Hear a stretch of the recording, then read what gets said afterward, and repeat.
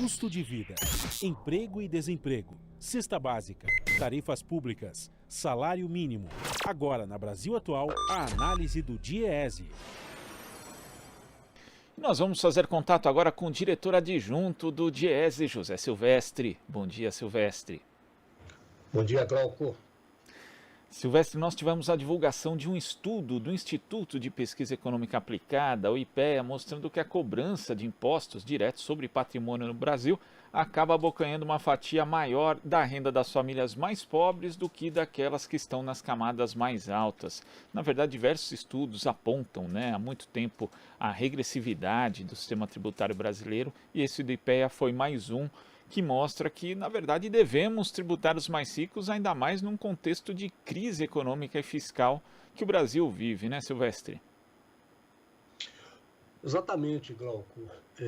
A propósito dessa discussão, você deve lembrar que o ano passado você teve o Instituto de Justiça Fiscal, em parceria com as centrais, apresentaram uma proposta, que é exatamente uma proposta de reforma tributária que procura taxar os super ricos, inclusive tendo em vista a emergência aí da pandemia, Ou seja, você taxar as grandes fortunas, as altas rendas, enfim.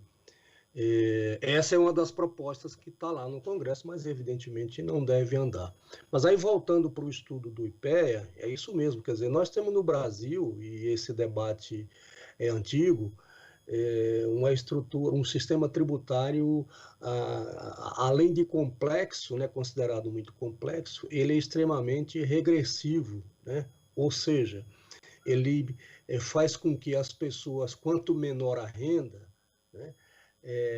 proporcionalmente mais a pessoa paga do que aquelas pessoas que têm rendas mais elevadas. E o estudo do IPEA, um dos exemplos são esses 4 impostos, que ele trabalha aí, e aquilo mostra claramente, se a gente pegar, por exemplo, um dos impostos, que é o IPTU, que tá, um dos impostos que estão no estudo, mostra de forma muito explícita, que a pessoa que está, os domicílios, que estão ali na primeira faixa de renda mais baixa, que paga mais, proporcionalmente paga mais esse tributo, esse imposto, do que quem está com a renda muito mais elevada. Então, isso é reflexo desse nosso sistema tributário, que é, diga-se de passagem, uma das reformas estruturais fundamentais para o Brasil, desde que ela tenha e ela contemple, primeiro, um sistema que seja efetivamente progressivo, ou seja, taxe mais as rendas elevadas, mais elevadas, as fortunas e assim por diante. E quando a gente analisa só o imposto de renda, foi feita ali a avaliação de 4 impostos diferentes, IPTU, IPVA, imposto de renda e contribuição previdenciária, que no caso não é imposto. O imposto de renda, ele perde força no nível de progressividade a partir da faixa de rendimento domiciliar acima de 36 salários mínimos, um grupo que reúne o 1,2% mais rico do Brasil. E perde ainda mais efetividade naqueles que têm renda acima de 80 salários mínimos, ou seja, os 0,64% mais ricos. Quando se fala em mudar a tributação, por exemplo, do imposto de renda, é muito curioso, porque existe um discurso muito presente na mídia tradicional, Silvestre, que parece que vai aumentar o imposto da classe média. O cara que às vezes compra até um carro ali que custa 30, 40 mil reais, com prestações a perder de vista, acha que na verdade vai passar a pagar o mesmo imposto que se paga na Suécia, na Dinamarca. Quer dizer, uma discussão bastante distorcida desse ponto de vista. O que se debate não é a taxação da classe média, é a taxação dessa parcela da população, por exemplo, aqui, de 0,64% das pessoas, Silvestre. Então, é isso mesmo. Quer dizer, tem-se a impressão que você vai tributar mais, as pessoas que ganham mais, né? Porque você tem também né, Glauco? Existe um mito, né, de que o Brasil tem uma carga tributária elevada. Só fazendo um parênteses, depois a gente volta especificamente para a tua questão, mas só para mostrar que, por exemplo, os países da OCDE, eles têm uma carga tributária em relação ao PIB, ao Produto Interno Bruto, superior a 41%. Né? No caso do Brasil, você tem Desculpe, eu me enganei, não é a carga tributária, é a alíquota do imposto de renda. Né? No caso da OCDE, você tem uma alíquota da ordem de 40%, uma alíquota máxima, né, de 41%. Argentina e México têm uma alíquota da ordem de 35%, e o Brasil, a alíquota máxima é de 27,5%.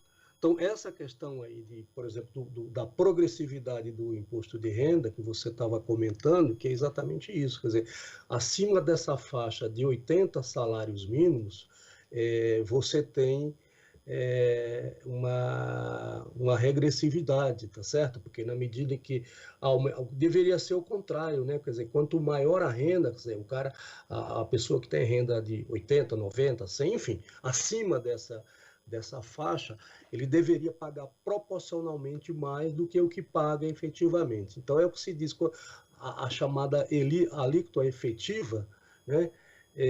Dessas rendas, desses 0,64% que são considerados os mais ricos, a alíquota efetiva deles é menor do que, por exemplo, aquelas pessoas que têm renda no patamar de 7 salários mínimos. É aí que mostra, por exemplo, a regressividade, né, do imposto de renda no Brasil.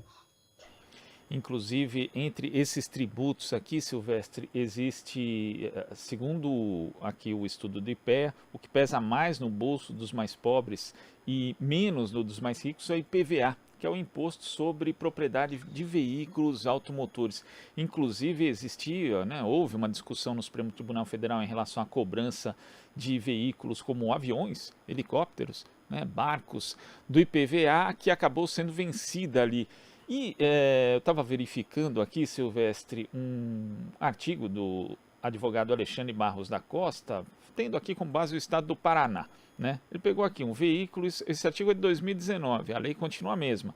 Um carro popular 1.0 no valor de R$40 mil, às vezes o proprietário ali tendo o rendimento líquido mensal de R$3 mil, né? Que é aquela situação mesmo que a gente estava conversando aqui, da pessoa que pega ali, paga o seu carro com parcela e tal. O IPVA, a alíquota é 3,5%. Então, em relação a esse veículo, é 1.400. Comprometeu só com o IPVA desse veículo metade da renda dela. Enquanto uma pessoa que tem um helicóptero de R$1 milhão, com um rendimento líquido ali de 500 mil, que estaria nesse 0,64% que a gente mencionou, paga alíquota zero.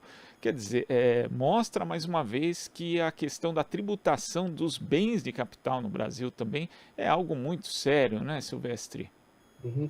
Então, essa é uma outra distorção, né? E uma outra, digamos, injustiça tributária, esse exemplo que você está trazendo aí, Glauco. Quer dizer, você vê o exemplo desse imposto aí, né? Do IPVA. E é isso mesmo. Agora, o mais agravante ainda, o mais, digamos, que é uma outra distorção do sistema tributário, são, por exemplo, esses bens de alto valor, como, por exemplo, o helicóptero, a aeronave, jet ski e outros, que são isentos de IPVA, enquanto a pessoa que tem um carro popular, né, nessa faixa de preço que você citou, por exemplo, paga IPVA. Então, eu acho que esse é um dos grandes debates no Brasil que precisa ser enfrentado, né? Que é a discussão de uma reforma tributária, mas uma reforma tributária não remendos, né? Como está sendo proposto aí pelo atual governo, e o próprio presidente da Câmara está dizendo que quer fatiar a reforma, né? A votação da reforma. Esse é um tema muito sensível, mas extremamente necessário se a gente quiser efetivamente ter um processo de melhoria da renda, né? Uma dessas dimensões é exatamente a estrutura tributária. E aí, né, Glauco, a gente vê os exemplos de diversos países, inclusive na pandemia. Vamos pegar o caso americano, né, agora com o novo presidente, o Joe Biden.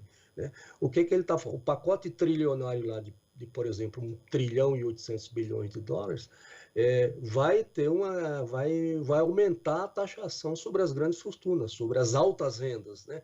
E isso é a lógica, isso deveria ser. Se a gente pegar a história os países, inclusive para superar grandes crises, guerras, etc., o que aconteceu? Eles fizeram exatamente taxação sobre as grandes fortunas, sobre as grandes rendas, né? Que é isso que deveria fazer. Né?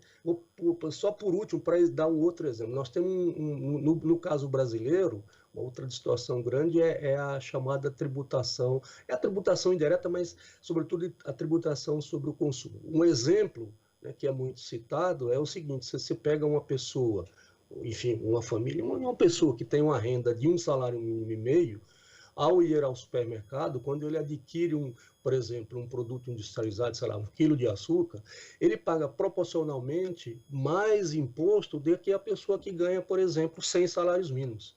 Né? Então, são essas distorções que precisam ser resolvidas numa reforma tributária séria que, de fato, ataque o problema. Pois é, e justamente essa questão dos remendos, né, que você mencionou, que constam ali na proposta de reforma tributária, que na prática são só alguns mecanismos de simplificação, não mexem na estrutura do sistema tributário. E talvez não mexam também, Silvestre, porque apesar dos empresários reclamarem bastante do chamado custo Brasil, de que aqui tem que pagar muito tributo, também é muito fácil, por conta da estrutura tributária brasileira, dos impostos indiretos, sonegar imposto no país. Tanto que aqui no centro de São Paulo tinha até um impostômetro, seria interessante também colocar um sonegômetro para saber o quanto que essas empresas sonegam, né? Porque é fácil sonegar imposto no Brasil, ainda por cima quando a gente conta com uma legislação que, se comparada a de outros países, os crimes relacionados à sonegação tributária, eles têm pena leve, não tem nem pena privativa de liberdade, quer dizer, como nos Estados Unidos, por exemplo, né, que os nossos empresários gostam tanto de citar como exemplo. Então é algo a se observar também, né? Hoje é muito fácil sonegar imposto para o rico.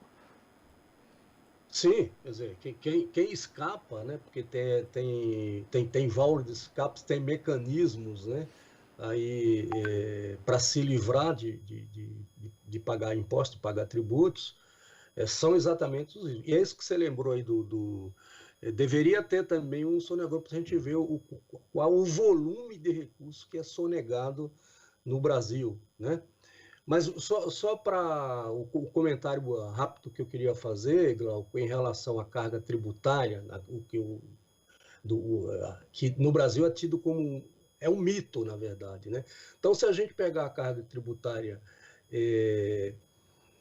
esse é um dado de 2018, por exemplo, na França, a carga tributária em relação ao PIB era de 46%, a Alemanha em torno de 38%, os países da Organização para a Cooperação e Desenvolvimento Econômico, que é a OCDE, na faixa dos 34%. No Brasil é 33%. Né?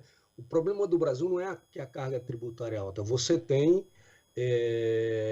um peso grande sobre os tributos, sobre o consumo e a produção, né? Então, essa é uma outra dimensão que deveria ser corrigida numa